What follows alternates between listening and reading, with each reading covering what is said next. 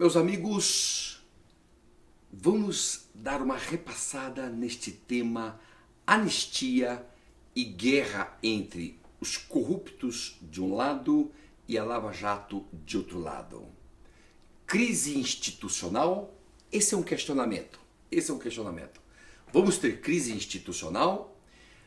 A análise desse tema passa desde logo por um vídeo, numa fala do presidente Temer, dando uma entrevista para o Roda Viva, da TV Cultura. Vários jornalistas ali estavam, e o jornalista Noblar fez uma pergunta ao presidente, e ele então respondeu a pergunta. São segundos, alguns segundos só. Vamos ouvi-lo e voltar aqui para a nossa análise. É o seguinte, registre sua presença, cidade e estado. Vamos lá, presença, compartilhando, e vamos falar de crises institucionais. Se isto é possível ou não é possível agora com essa história de anistia. Eles vão entrar com tudo. Há um conchavão do mundo político e econômico, de um lado os envolvidos com a Lava Jato e de outro lado a Lava Jato, que vai ser atingida em cheio se aprovarem essa anistia. Vamos ouvir o presidente? Ele disse o seguinte, vejam lá, vamos aqui, vamos lá. Olha, o que eu espero, viu, Lula, e o que acho que é útil para o governo, aí não é esperar no plano pessoal, é esperar no plano presidencial, não é? É que se houver, como tem havido acusações contra o ex-presidente, que elas sejam processadas com naturalidade. Se você me perguntar, mas se o Lula for preso, isso causa um problema para o governo? Eu acho que não é para o governo, para o país. Porque haverá, evidentemente, penso eu, perdão. Por quê? Eu acho que haverá movimentos sociais. Isto, toda vez que você tem um movimento social de contestação, especialmente e no particular, a uma decisão do judiciário, isto pode criar uma instabilidade. Na visão do presidente Temer, eventual prisão do Lula depois e dentro do devido processo legal geraria uma certa instabilidade. Bem, eu vou discordar. Não concordo com isso. Todos nós numa república somos iguais. Depois que alguém deixa a presidência da república, é um cidadão comum, é um cidadão igual. Nós todos somos iguais. Essa história de um presidente que está em exercício fazer todo o acobertamento de outro presidente não é nova na nossa república. Vamos considerar só a nova república de 85 até hoje. Pois bem, em 17 de junho de 2009, o presidente Lula, quando toda a mídia estava acuando Sarney, tendo em conta que Sarney teria nomeado parentes por atos secretos e ele era presidente do Senado.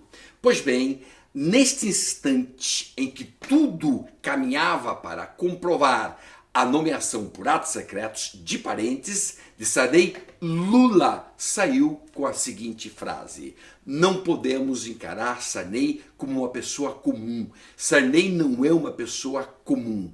Mas como não, se é ex-presidente da República, ele tem que ser encarado como ex-presidente da República. E sendo presidente do Senado, ele é o número 1, desde logo, uma pessoa comum com as prerrogativas de presidente de Senado.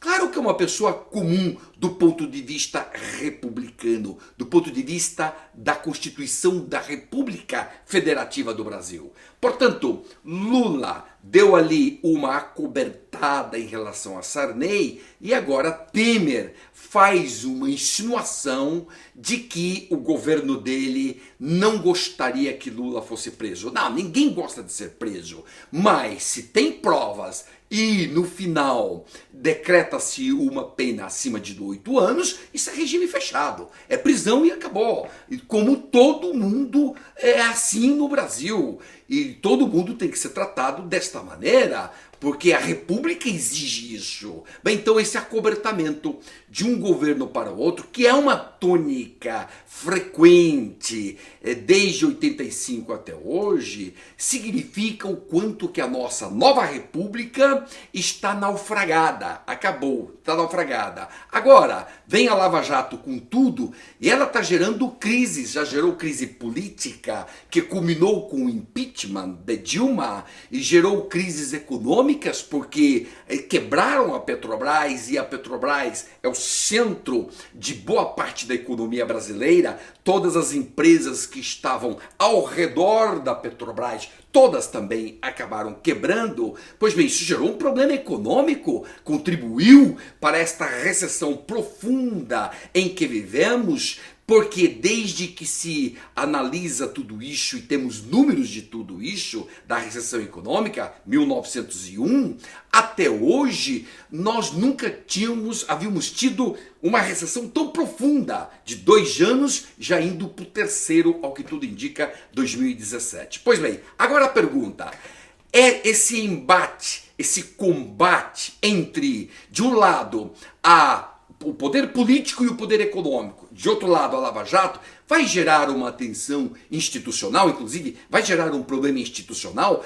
As tensões dos dois poderes hoje são inequívocas, Nós temos já 118 pessoas condenadas, pessoas executivas, pessoas de alto poder aquisitivo que compõem aquele clube de políticos e o mundo econômico e o mundo financeiro que pratica corrupção de altíssimo nível no nosso país. Pois as tensões estão postas. Recentemente, houve uma prisão pela Polícia Federal de 4 policiais legislativos no Senado. Deu problema, porque o Senado, Renan Calheiros, acha que não pode. E a Polícia Federal e o juiz acham que pode. E aí deu o conflito e em seguida Teori decidiu, neste caso concreto, que suspendeu tudo até que o Supremo examine a legalidade do ato. Mas houve abuso do juiz? O juiz entende que não, a polícia entende que não, a Lava Jato entende que não. De outro lado, houve abuso da polícia legislativa? Aparentemente sim,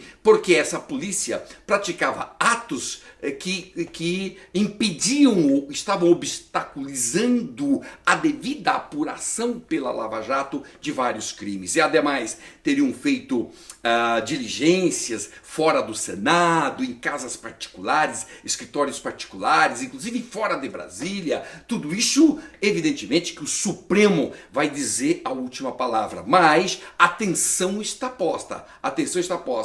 Veja agora outro motivo de tensão: as 10 medidas anticorrupção, cujo relatório será lido ainda no dia de hoje, se diz, pelo deputado Onyx Lorenzoni, relator do caso.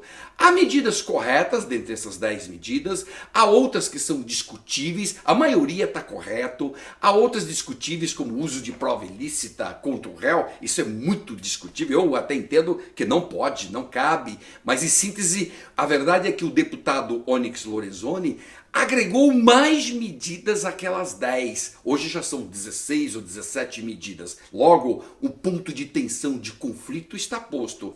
Dentre eles, a criminalização do Caixa 2 com este nome, porque hoje Caixa 2 já é crime, 350 do Código Eleitoral, mas querem criminalizar com este nome. E aí, criminalizando com este nome, surgiram 2 correntes. Uma diz: anistia implícita, porque, ora, se criminalizou é porque antes não era crime. Isso não é verdade. Criminalizou agora, vai criminalizar, mas antes era o 350 do Código Eleitoral. Portanto, o que nós temos aqui é uma continuidade típica. Não é anistia, não é abolitio criminis. Não. Essa história de anistia implícita é uma história que nós, do mundo jurídico, particularmente do penal, não podemos aceitar. Isso aqui é equivocado, está errado.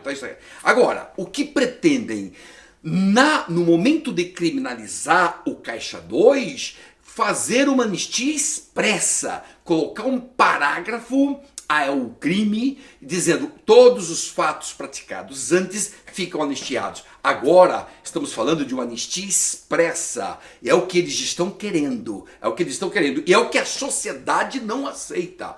Nós não vamos aceitar. Isto é absurdo, isso é inconstitucional. E vai dar muito litígio. Eis aí outro ponto de grande tensão institucional entre Lava Jato de um lado, que é o poder jurídico, e o poder político e econômico de outro lado. Há mais pontos de tensão: responsabilização de juízes e promotores, lei de abuso de autoridade, manifestação pública sobre processos, juiz falar sobre processos. Tudo isso está sob discussão, sob tensão. Abuso de autoridade que o Renan botou em pauta. Talvez não é o momento agora de discutir isso, mas é importante discutir esta velha lei de abuso de autoridade que está desatualizada. Liberdade de atuação de juízes dentro da lei não pode afetar a liberdade de atuação de juízes. O Renan botou em pauta a nova repatriação, outra lei de repatriação que está, na verdade, lavando muito dinheiro ilícito. Está lavando dinheiro ilícito, muita gente que repatriou está lavando dinheiro, isto é inequívoco. E agora fica o tema, mas vai mais ainda, outra lei ainda vai beneficiar parentes de políticos, isso é um absurdo. Renan também agora está discutindo super salários, muito bom, isso é importante. Na República não tem ninguém que possa descumprir a lei, salário fora da lei não pode, fora da Constituição não pode, não importa qual é o poder, o executivo, legislativo, judiciário. Agora, o que não pode é o cinismo dos políticos que querem passar a mensagem de que são paladinos da moralidade, quando na verdade tem muitos problemas. E aqui o centro de toda a polêmica, de toda a discussão, o acordo de leniência. É aí que está o acordão que está todo tramado. Nós temos aqui forças políticas e econômicas se somaram dentro da nossa cultura de corrupção, igualzinho na Itália. Eles querem acabar com tudo. É uma anistia geral. Quem apresentou o projeto, André Moura, que é líder do governo Temer, ele quer prever, aí está prevendo anistia penal e improbidade administrativa, anistia tudo. E agora a pergunta: o governo Temer vai ser igual ao governo Berlusconi da Itália, que acabou com a Operação Mãos Limpas? Ele agora quer acabar com a Lava Jato? Será que isso aconteceria? E querem fazer tudo antes das delações da Odebrecht. Ou seja, um absurdo que merece a repulsa da sociedade civil. Querem matar a Lava Jato. Isso é evidentemente algo que nós não podemos aceitar, que conflita com todos os princípios básicos de ética e da República. As elites dirigentes estão acuadas e querem garantir a impunidade delas. Isso significa o quê? Um estímulo para que continue a corrupção. Se sair anistia, isso é estímulo. Prossiga, porque depois de tudo a gente aprova uma anistia. Pode fazer o que você bem entender, pode mandar dinheiro para o exterior, que depois a gente aprova uma lei de repatriação, pode sonegar impostos, que depois eu te dou uma lei de refis, pode cometer crimes de corrupção, e, sobretudo, pode quebrar a Petrobras, quebrar empresas estatais, porque depois nós te damos uma lei de anistia. É isso que nós queremos. As futuras gerações, nós vamos transmitir essa mensagem para elas. Você transmite esta mensagem para o seu filho, para os seus futuros, para as futuras gerações. Meus caros, preparem-se. Quando aprovarem em primeiro turno essa anistia, nós temos que ir para as ruas. Não tem condições de engolir esta humilhação e este tapa na cara do povo brasileiro. Não dá para aceitar este absurdo de anistia de nenhuma maneira. Avante, avante, compartilhe aqui, compartilhe esse nosso vídeo e curta minha página, porque aí você é notificado dos próximos vídeos. Joia? Avante, sucesso, até mais.